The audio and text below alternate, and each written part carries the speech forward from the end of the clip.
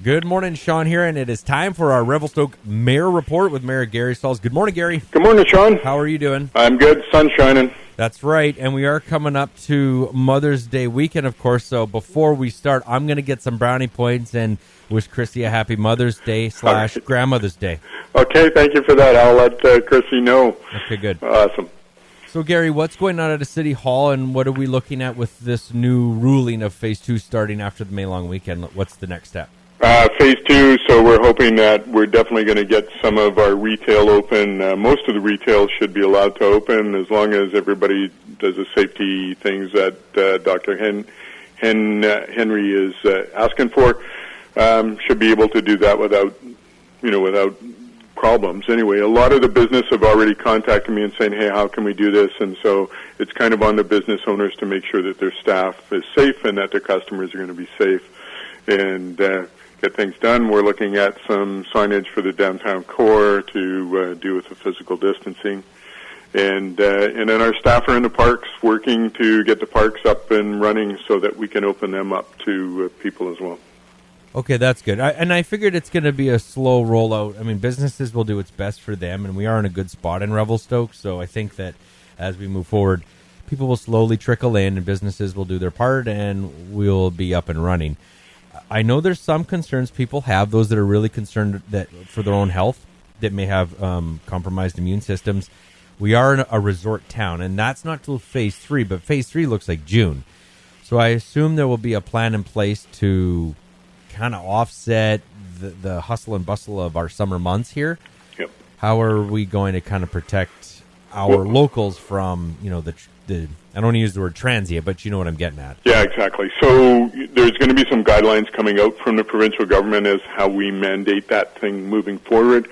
Secondly, we should be able to police things ourselves, and when I'm talking about that is if every human in the community is self-policing as far as physical distancing and protecting themselves. So when we get into situations where we cannot physically distance from another, the Public Health Agency of Canada has indicated to me just last week that people should be wearing masks. So a prime example in my facility, when I can't physically distance from those clients that are coming in to make arrangements, I'm wearing a mask. And so I'm protecting myself, but I'm also protecting my clients. So we're able to work around that, still do the hygiene, that sort of thing. In every business, if we do that, have the sneeze guards in place, those sorts of things by the tills, then we're protecting that. And then we expect those that come to the community will be abiding by the rules, because if we're self-policing, we can say to others, please,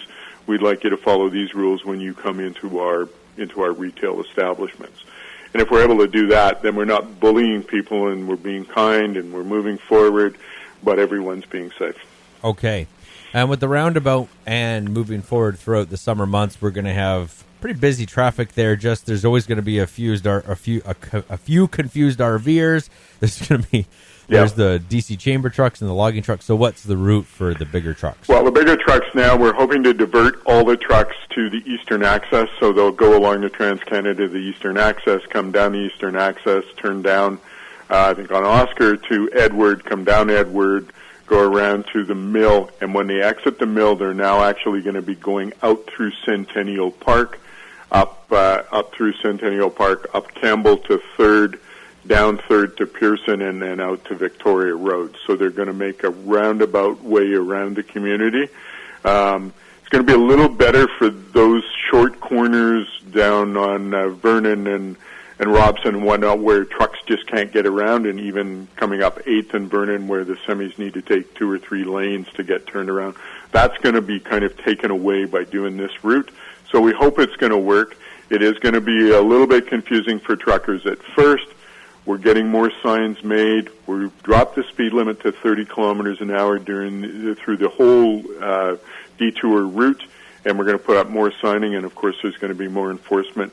There is some parking restrictions in some of the areas right near the roundabout, so our enforcement officers will be maintaining that, making sure that people are abiding by that to keep everyone safe. And then the RCMP will be doing the traffic and whatnot as far as keeping down to 30 kilometers an hour. And so what we're seeing now is most people are still going to 50 kilometers an hour. We want them to reduce that speed because of people not being in school. There's lots of children out, lots of people on bikes trying to get out, get exercise. So we just want people to be vigilant in that area. Please watch out for others. All right. And is there anything else that's going on in City Hall that's important for us to know moving forward for the next week or two? Well, we're hoping within the next couple of weeks, or at least by the end of May, that we're in a situation where City Hall can be opened back up to the public so that we have the same parameters put in place, sneeze guards, all that sort of thing, so the public's safe. And that's the whole idea of us opening up, is making sure the community feels safe in our own community. So we're just working on those plans, and have been diligently communicating with the government and the proper officials as to how we do that. Okay, sounds good. So we will check in with Gary next Friday. Any questions, let me know and we can chat then. Thanks, Gary. All right. Thanks, Sean. Appreciate it.